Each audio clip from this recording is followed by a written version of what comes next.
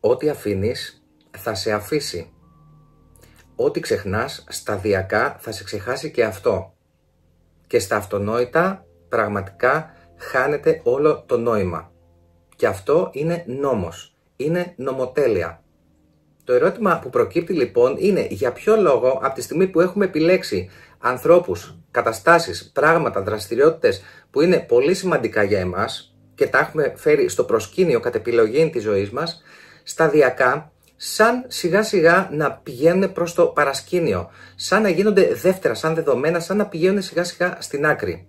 Αυτό έχει πάρα πολλές συνέπειες σε όλους τους τομείς της ζωής μας που έχουμε συζητήσει αρκετές φορές και στις ομάδες αλλά και σε αυτό το μοντέλο του τροχού της ζωής στο life coaching. Σε αυτό το βίντεο θα καταλάβουμε για ποιο λόγο συμβαίνει αυτό, τι συνέπειες έχει, για ποιο λόγο έχουμε όφελος να το παρατηρήσουμε και να το διορθώσουμε και στο τέλος θα έχουμε και μια πολύ ωραία και απλή άσκηση προκειμένου να μπορέσουμε και πάλι να φέρουμε στο προσκήνιο και να ενθυμηθούμε αυτά τα πράγματα, τις καταστάσεις και τους ανθρώπους που είχαμε επιλέξει ως σημαντικά για εμάς. Ο εγκέφαλος, λοιπόν, όπως έχουμε πει πάρα πολλές φορές, είναι κατασκευασμένος για να μας κρατάει ασφαλείς, για να μας προστατεύει από κινδύνους. Λειτουργεί ως ένα προβλεπτικό μηχάνημα. Βάσει λοιπόν των παρελθοντικών εμπειριών, συνέχεια προβάλλει καταστάσεις, πιθανότητες μπροστά, ώστε να μπορεί να καταλάβει ότι έχει τον έλεγχο ή έτσι τουλάχιστον να νομίζει ότι υπάρχει αυτή η ζώνη μέσα στην οποία γνωρίζει τι επρόκειτο να συμβεί βάσει αυτό το προβλέψεων και κατά αυτόν τον τρόπο μας κρατάει ασφαλείς. Είναι το πρώτο κομμάτι του εγκεφάλου που αυτή είναι η λειτουργία του ανέκαθεν. Ταυτόχρονα έχουμε τη τάση όλων των πραγμάτων και του σύμπαντος προς εντροπία, προς σβήσιμο, να το πούμε έτσι με απλά λόγια. Αυτά λοιπόν σε συνδυασμό έχουν ως αποτέλεσμα όπου δεν ασκούμε το θέλημά μας, όπου δεν ασκούμε την εστίασή μας, την προσοχή μας, αυτόματα ο εγκέφαλος τα περνάει σιγά σιγά στο υποσυνείδητο, να τα βάζει πίσω, να δημιουργεί αυτοματισμούς για αυτά, να τα παίρνει σαν δεδομένα, ώστε να μπορέσει να απελευθερώνει χώρο, να το πούμε έτσι, επεξεργαστική ικανότητα, για να έχει το νου του να μας προφυλάξει από τους υπόλοιπους πιθανούς κινδύνους που μπορεί να βρίσκονται εκεί έξω. Έτσι λοιπόν παίρνουμε σαν δεδομένο την υγεία μας και δεν μπαίνουμε σε διαδικασία να ασχοληθούμε με αυτή, δεν μπαίνουμε σε διαδικασία να πάμε να κάνουμε τα check-up μας, να κάνουμε κάποιες διαγνωστικές εξετάσεις, να βεβαιωθούμε ότι όλα είναι εντάξει, δεν πηγαίνουμε στον οδοντίατρο σε τακτά χρονικά διαστήματα, δεν ασκούμαστε, δεν αθλούμαστε, γιατί για τους ίδιους ακριβώς λόγους που ο εγκέφαλος θέλει να κάνει οικονομία δυνάμεων, μας δημιουργεί αυτή τη βαρεμάρα, αυτό το «όχ αδερφέ, όχ θα το κάνω αύριο», αυτή την αναβλητικότητα και ξαφνικά συμβαίνει μια απονεύρωση. Ξαφνικά συνέβη ένα πρόβλημα υγείας, το οποίο τώρα θα πρέπει να δαπανίσουμε πολύ χρόνο και ενέργεια για να μπορέσουμε να το αντιστρέψουμε, να είμαστε καλά. Γι' αυτό το λόγο κάποια στιγμή θα πάμε να σηκώσουμε κάτι ή να κάνουμε μια απότομη κίνηση και θα μας πιάσει η μέση μας ή θα πάθουμε μια θλάση. Το ίδιο συμβαίνει και στο κομμάτι των σχέσεων. Σε μια σχέση στην αρχή και τα δύο μέρη δίνουν το καλύτερο τους σε αυτό. Ακόμα και στα μηνύματα, οι νεότερες γενιές μπορεί να είναι γεμάτα με καρδούλες και ανθρωπάκια και προσωπάκια. Σταδιακά, παίρνοντας σαν δεδομένο ότι η σχέση είναι εκεί και βάσει αυτής της λειτουργίας που είπαμε, αρχίζουν και περνάνε όλα στην αυτοματοποίηση. Αρχίζει λοιπόν το είναι και ο εγκέφαλος να δαπανάει λιγότερη ενέργεια, γιατί εφόσον τα έχει στήσει αυτά, τα έχει φτιάξει, έχει συμφωνηθεί για παράδειγμα μία σχέση, αρχίζουν αυτά σιγά σιγά και πηγαίνουν στην άκρη. Αυτά τα «σ' αγαπώ», αυτά τα «είσαι υπέροχη», «είσαι υπέροχος για εμένα» και όλα αυτά τα ωραία που λέγαμε και κάναμε στην αρχή γίνονται αυτονόητα. Και εκεί στο αυτονόητο χάνεται όλο το νόημα. Διότι με πολύ μεγάλο κομμάτι των σχέσεων περνάει και από εδώ, από το αυτή, πέρα από την όψη, πέρα από όλα τα υπόλοιπα. Και έτσι μια μέρα δημιουργείται ένα κενό το οποίο έρχεται να καλυφθεί έξω από τη σχέση. Αυτά βέβαια θα τα πούμε αναλυτικά και στην επόμενη εξουσδύναμη, στους επόμενους 3 πυλώνες που έρχονται στη νέα σεζόν το Σεπτέμβριο. Για περισσότερες πληροφορίες μπορούμε να δούμε αυτό εδώ το βίντεο ή να επικοινωνήσετε απευθείας μαζί μου στο email. Το ίδιο συμβαίνει στη σύνδεση που έχουμε με τον ονειρευτή μας, με τον ανώτερο εαυτό, για όσους πιστεύουν σε αυτά. Όταν λοιπόν είσαι δημιουργημένος ή δημιουργημένη να κάνεις κάτι, να είσαι καλλιτέχνης, να δημιουργείς, να κάνεις το οτιδήποτε και για ένα παρατεταμένο διάστημα δεν ασχολείσαι με αυτό, γιατί κάνεις κάτι άλλο, γιατί έχει φύγει από την εστίασή σου, αυτή η επαφή χάνεται, αυτή η σύνδεση κόβεται. Όλα βέβαια έχουν μνήμη, όλα έχουν μία αντοχή στο χρόνο, δηλαδή δεν γίνεται την επόμενη μέρα και όλα μπορούν σιγά σιγά συνήθως να επανέλθουν. Το θέμα είναι ότι αυτό θα μας πάει πάρα πολύ πίσω και θα χρειαστεί αρκετή ενέργεια, αρκετή δύναμη, αρκετή πρόθεση για να μπορέσει να μας επισκεφθεί ξανά η έμπνευση, ξανά η δύναμη της δημιουργίας για να το πιάσουμε από εκεί που το είχαμε αφήσει. Το ίδιο συμβαίνει και με το μυαλό. Οι Άγγλοι έχουν ένα πολύ ωραίο ρητό, το use it or lose it.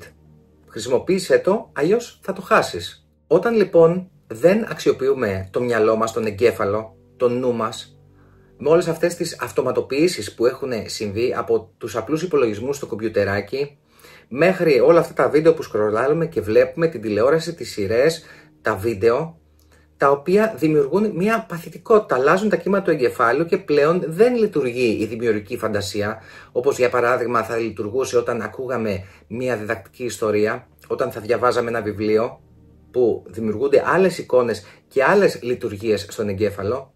Επίσης, όταν αναπολούμε πάρα πολύ το παρελθόν ή αγχωνόμαστε πάρα πολύ για το μέλλον, συμβαίνει ακριβώς το ίδιο. Χάνουμε το παρόν, χάνουμε την παρούσα στιγμή και αυτό σταδιακά μας οδηγεί στο να χάσουμε μια ολόκληρη ζωή.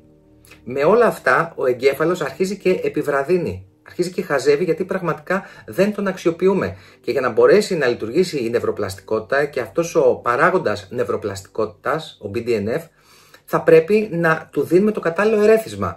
Όπως δίνουμε το κατάλληλο ερέθισμα στις σχέσεις, στη σχέση μας, για να μπορεί να αναζωπυρώνεται και να είναι ωραία, φρέσκια και δυνατή όπως στην αρχή, όπως δίνουμε το κατάλληλο ερέθισμα στο σώμα μας, όπως δίνουμε το κατάλληλο ερέθισμα στην έμπνευση για να είναι ενεργή, με τον ίδιο τρόπο πρέπει να δίνουμε και το κατάλληλο ερέθισμα στον εγκέφαλό μας, στο μυαλό μας, προκειμένου να παραμένει υγιές και νεανικό. Το ίδιο συμβαίνει και στη σχέση που έχουμε με τον εαυτό μας. Είτε δουλεύουμε με προσωπική ανάπτυξη και αυτογνωσία, είτε δουλεύουμε με το εσωτερικό παιδί, είτε δουλεύουμε ευρύτερα με εσωτερικά παιδεία, κάποια στιγμή όταν φτάνουμε σε ένα επίπεδο που είμαστε καλά, αρχίζει αυτό σιγά σιγά και φεύγει από το προσκήνιο και αρχίζουμε και ασχολούμαστε με άλλα πράγματα. Σταδιακά λοιπόν και αυτό ξεχνιέται, σταματάμε να κάνουμε τις πρακτικές που έχουμε μάθει από τα σεμινάρια, από τα workshops, τα εργαστήρια, από τις συνεδρίες, από τις ομάδες. Και κάποια στιγμή, ενώ θα μπορούσαμε με πολύ λίγη δαπάνη ενέργειας να συντηρούμε εσαΐ όλη αυτή την ωραία πορεία και την επένδυση που έχουμε κάνει, έρχεται ένα σημείο όπου γίνεται μια κοιλιά και αναρωτιόμαστε τι μας φταίει. Το πολύ σημαντικό είναι ότι αφαιρούμε από το προσκήνιο τον ενίοχο και τον παρατηρητή. Και αυτό έχει ως αποτέλεσμα να πάνε αυτά στην άκρη και στη θέση τους να ανέβουν κάποια άλλα κομμάτια, κάποια άλλα μέρη του εαυτού μας, τα οποία πολλές φορές σκιαγραφούν και διαφορετικά χαρακτηριστικά προσώπου, τα οποία είναι αρκετά λεπτεπίλεπτα, αλλά μπορούν να παρατηρηθούν, ή ακόμα και ελαφριές αλλοιώσεις στη φωνή, για κάποιον που μας ξέρει πάρα πολύ καλά, με αποτέλεσμα να μην πηγαίνει η ζωή έτσι όπως θα την ήθελα, έτσι όπως θα την θέλαμε και θα την είχαμε προγραμματίσει. Γιατί για όλα αυτά είναι υπεύθυνος ο ενίοχος, αυτός ο επόπτης, ο εσωτερός εαυτός, ο οποίος έχει το μεγαλύτερο ποστό συνείδησης και ουσιαστικά οργανώνει και προσπαθεί να εναρμονίσει όλα τα υπόλοιπα κομμάτια. Και αντίστοιχα ο παρατηρητής για να μπορεί να παρατηρεί το τι συμβαίνει και να λειτουργεί σε έναν βαθμό η αποτάφτιση. Έχουμε λοιπόν αυτή την τάση να ξεχνάμε τον εαυτό μας, να ξεχνάμε ποιοι είμαστε, να ξεχνάμε το τι είναι σημαντικό για εμάς και ό,τι δεν φροντίζουμε, σε ό,τι δεν δίνουμε την εστία μας ή τη μειώνουμε, σε ό,τι δεν δίνουμε τόσο πολύ το νιάξιμο, την προσοχή μας και το πηγαίνουμε από εδώ και από εκεί, τότε αυτό σταδιακά αρχίζει και μαραίνεται. Αυτή η εστίαση, αυτό η αγάπη, αυτό το νιάξιμο, τι είναι το πότισμα, είναι η ουσία.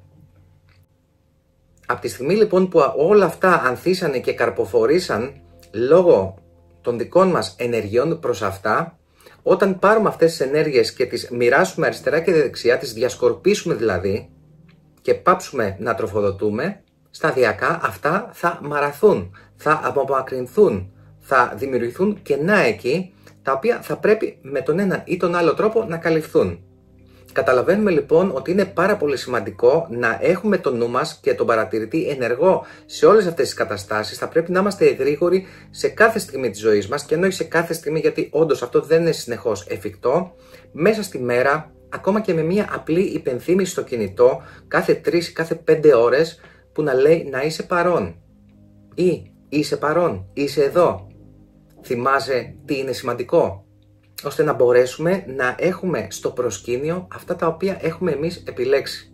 Οι συνέπειες είναι πάρα πολλές και η πρόληψη είναι πραγματικά το νούμερο ένα πράγμα σε όλα αυτά τα οποία συζητάμε. Θέλει πολύ λιγότερη δαπάνη ενέργειας, πολύ λιγότερο κόπο, στεναχώριες και ό,τι άλλο αυτό συνεπάγεται. Να συντηρήσουμε κάποιες ωραίες καταστάσεις, κάποια πράγματα τα οποία έχουμε αποφασίσει και έχουμε επιλέξει, από το να πρέπει να λειτουργούμε πυροσβεστικά για να μαζέψουμε τα αμάζευτα. Είτε αυτό έχει να κάνει με την υγεία μας, είτε αυτό έχει να κάνει με τα δόντια μας, με το σώμα, με το μυαλό μας, με τη δημιουργία μας, με τη σχέση μας, με οποιοδήποτε τομέα της ζωής έχουμε επιλέξει εμείς ως σημαντικό για εμάς. Εσύ λοιπόν, πού επενδύεις, πού δαπανάς ή πού σπαταλάς αυτή τη συνείδηση, αυτή την εστία σου? Η άσκηση λοιπόν που θα έχουμε για αυτή εδώ την εισήγηση, αυτό εδώ το βίντεο, θα είναι η εξής. Θέλω σήμερα, τώρα, με το που θα τελειώσει αυτό το βίντεο, να πάρεις ένα χαρτί και να καταγράψεις τι έχεις ξεχάσει. Ποιους ανθρώπους έχεις βάλει στην άκρη, τους έχεις ξεχάσει, γιατί εκεί έξω έχει πάρα πολύ θόρυβο η ζωή. Και η ζωή δεν είναι σαν το γραμματόσημο να τη φτύσεις για να κολλήσει. Όταν τη φτύνεις τη ζωή, είτε το κάνεις κατά λάθος επειδή ξεχάστηκες, είτε το κάνεις επίτηδες για όποιο λόγο, και αυτή σταδιακά θα κάνει το ίδιο σε εσένα. Οπότε ας δούμε ποιο μέρος της ζωής έχουμε αφήσει στην άκρη, δεν είναι πια στο προσκήνιο, ποιους ανθρώπους ίσως έχουμε παραμελήσει, τι κάνουμε με τις σχέσεις μας, τι κάνουμε με όσα έχουμε υποσχεθεί στον εαυτό μας, τι κάνουμε με την επικοινωνία που έχουμε τάξει στο εσωτερικό μας παιδί, τι κάνουμε για την εργασία μας, τι κάνουμε για τη δημιουργία μας, τι κάνουμε ευρύτερα για όλα αυτά τα οποία είναι σημαντικά για εμάς. Και όταν βρεις 1, 2, 3 και ίσως και περισσότερα πράγματα τα οποία τα έχεις βάλει στην άκρη, αυτό που θέλω είναι αμέσως μετά, την επόμενη ακριβώς στιγμή, να επιλέξεις 1 ή 2 από αυτά όπου θα μπορείς άμεσα να κάνεις κάτι για αυτό. Για παράδειγμα, μπορεί να είναι ένας φίλος, μια φίλη που έχεις ξεχάσει καν ότι υπάρχει με όλο αυτό το περίεργο πράγμα που ζούμε, όλη αυτή την καθημερινότητα, και εκείνη την ώρα να στείλεις ένα μήνυμα ή να πάρεις ένα τηλέφωνο.